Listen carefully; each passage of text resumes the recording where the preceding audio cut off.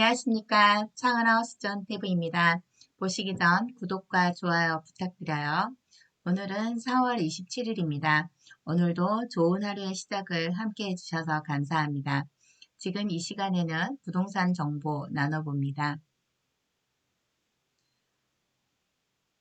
주택 임대차 계약 신고 2022년 6월 1일부터 반드시 해야 하나요에 대해서 나눠보겠습니다. 제가 4월 24일 날 창원 하우스존 부동산 정보 카테고리에 등록을 해놓은 글인데요. 한번 나눠보도록 하겠습니다. 2021년 6월 1일부터 신고해야 했던 주택임대차 계약 신고에 대한 내용입니다. 작년 이맘때쯤에 국토교통부 한국부동산에서 택배가 왔었어요.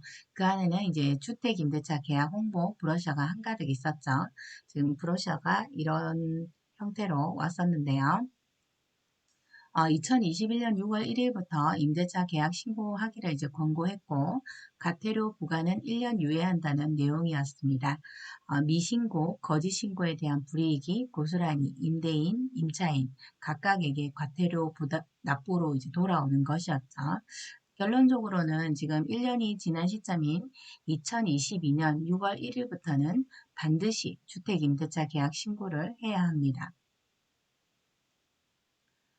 주택임대차 계약 신고는 2022년 6월 1일부터 반드시 해야 합니다. 왜냐하면 미신고 또는 거짓신고 시 과태료가 100만원 이하의 금액이 나오게 되는데요. 임대인과 임차인에게 각각 부과되기 때문에 임대인, 임차인 다 신경을 써야 됩니다. 2020년 8월 18일 공포된 부동산 거래 신고 등에 관한 법률에 일부 개정된 부분이 2021년 6월 1일부터 시행됐었어요. 그리고 이제 2021년 6월 1일부터 주택임대차 계약 신고를 해야 했었는데요. 그때는 이제 반드시 뭐 권고는 했지만 과태료 부과나 이런 페널티가 없었기 때문에 임대차 계약 신고를 하시는 분도 있고 안 하시는 분도 있었죠. 근데 2022년 6월 1일부터는 과태료 부과를 하기 때문에 주택 임대차 계약서 작성 후에 30일 이내에 부동산 거래관리 시스템으로 온라인 신고를 하시거나 주택소재 읍면동사무소에 방문 신고를 하셔야 됩니다. 온라인 신고 같은 경우는 이제 공인인증서나 등등 조금 불편한 절차들이 있기 때문에 보통 하지 않으시고요. 동사무소에 방문 신고를 하시게 됩니다.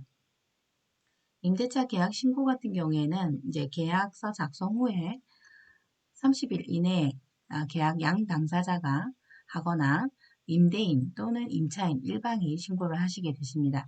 그래서 임대인, 임차인 동시에 동사무소를 가시거나 또는 임대인이 계약서를 들고 가시거나 또는 임차인이 계약서를 들고 동사무소에 가서 신고하는 방식입니다. 대부분 임차인이 임대차 계약 신고를 하는 경우가 많습니다. 왜냐하면 동사무소에 확정일자 받으러 가는 김에 뭐 전입신고 받으러 가는 김에 신고하면 되기 때문이죠. 지금까지 임대차 계약 후 대표적으로 세 가지 사례로 임차인의 대항 요건을 갖추었었는데요. 계약일에 확정일자를 받고 잔금일에 전입신고를 하고 이사일에 점유를 해서 대항 요건을 갖추었죠. 두 번째로 계약일에 확정일자를 받고 이사일에 점유하고 이사 정리 후에 14일 이내에 전입신고를 해서 대항 요건을 또 갖추었습니다.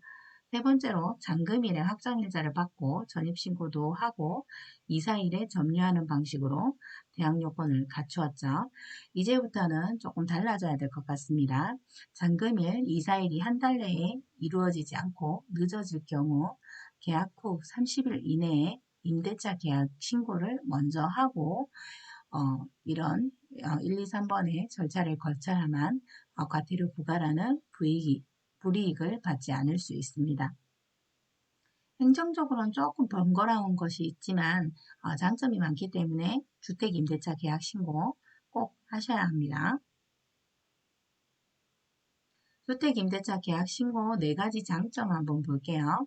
계약서만 있으시면 동사무소에 가서 접수할 수 있기 때문에 확정일자 부여까지 한 번에 해결이 됩니다. 위임신고도 가능하기 때문에 임대인이 가지 않고 임차인만 계약서를 들고 동사무소에 가서 제출하시게 되면 공동신고로 처리가 됩니다. 그리고 2022년 6월 1일 이후 계약 체결 후 30일 이내에 임대인, 임차인 모두 신고하면 과태료 100만 원 이하조차도 부과되지 않습니다. 근데 이제 2022년 6월 1일 이후부터는 반드시 해야 이런 과태료 100만 원이 부과가 없겠죠. 자, 임차인 권리보호가 확실히 됩니다. 지금 주택임대차 계약 신고를 하는 이유는 지금 세 번째, 이 이유가 가장 중요할 듯 싶습니다. 임차인 권리 보호가 확실히 되고요. 네 번째 장점은 임대차 시장이 더욱 투명해집니다. 전월세 신고를 하기 때문에 이제 투명하게 매매 거래 실거래 신고처럼 임대차의 전세 전월세 시장도 더욱 투명하게 이제 나타나는 것이죠. 주택 임대차 계약 갱신 신고해야 할 분, 그러니까 아무나 신고하는 건 아니고요. 이제 신고해야 될 대상이 정해져 있습니다. 이렇게 보시게 되면 단독 주택, 다가구 주택, 아파트, 연립, 다세대, 주거용 오피스텔, 기숙사, 고시원, 그 밖에 주거 목적으로 사용하는 건물의 임대인, 임차인, 주거 목적에 사용하는 건물의 임대인과 임차인은 모두 신규 계약서를 쓰시거나 갱신 계약서를 쓰셔서 변경사항이 있으실 경우에는 주택임대차 계약 신고를 하셔야 됩니다. 그리고 수도권 광역시, 도, 세종특별자치시, 제주특별자치도에 위치한 주택임대차 계약 중에서 보증금 6천만 원 또는 월차임 30만 원을 초과하는 임대인과 임차인은 신규 계약, 갱신 계약해서 변경되는 내용이 있으신 분들은 신고를 하셔야 됩니다. 이게 가장 중요하죠. 그래서 6천만 원 미만이거나 월차임이 3천만 원을 초과하지 않는 월차임 30만 원 미만의 경우에는 임대차 계약 신고를 하지 않으셔도 됩니다. 그리고 임대료 변동이 없는 묵시적 갱신 계약 같은 경우에도 신고를 하지 않으셔도 됩니다. 그래서 신규 계약 또는 임대료 변동이 있는 갱신 계약 같은 경우 임대인이나 임차인은 임대차 계약을 이제 신규로 하거나 갱신 변경 신고하실 경우에는 주택임대차 계약 신고를 하셔야 됩니다. 주택임대차 계약 변경 신고해야 할 분도 이제 신고를 해야 하는데요. 계약 체결이 이미 되었고 그 신고건에 이제 임대 기간 중에 임대료 변경이 있는 임대인과 임차인들이 있죠. 그런 분들도 주택임대차 계약 신고를 하셔야 합니다. 그리고 계약이 이미 체결이 되었는데 신고도 했고 근데 임대 기간이 개시 전에 해제된 경우도 있겠죠. 그런 임대인과 임차인도 주택임대차 계약 해제 신고를 따로 하셔야 합니다. 그래서 신규 계약의 경우 또는 임대료 변동이 있는 갱신 계약의 경우 그리고 임대 기간 개시 전에 해제된 경우 그런 경우에는 주택임대차 계약 신고를 하셔야 된다는 거 잊지 마시고요. 30일 내에 임대차 계약 신고도 하셔야 되고 해제 신고도 하셔야 됩니다. 공동신고 이렇게 절차를 보면요. 주택임대차 신고 처리 절차 한번 보겠습니다. 계약서 작성을 하겠죠. 계약서 작성을 하고 나서 임대인과 임차인 모두 동사무소에 방문을 해서 계약서를 들고 방문해서 신고를 하실 수도 있고요. 임대인만 계약서를 첨부해서 신고를 하실 수도 있고 또 임차인만 계약서를 들고 신고를 하실 수 있습니다. 동사무소 방문 시에는 반드시 계약서와 신분증을 같이 가지고 내방을 하셔야 됩니다. 그러면 이제 주택임대차 계약 신고를 하고 승인을 받고 확정일자를 같이 받으실 수 있습니다. 지금까지 주택임대차 계약 신고를 꼭 해야 하는지, 방법은 무엇인지, 절차는 어떻게 되는지 등등을 알아보았습니다. 올바른 주택임대차 계약 신고로 과태료도 부과받지 마시고요. 임차인의 권리도 확실히 받으시길 바랍니다.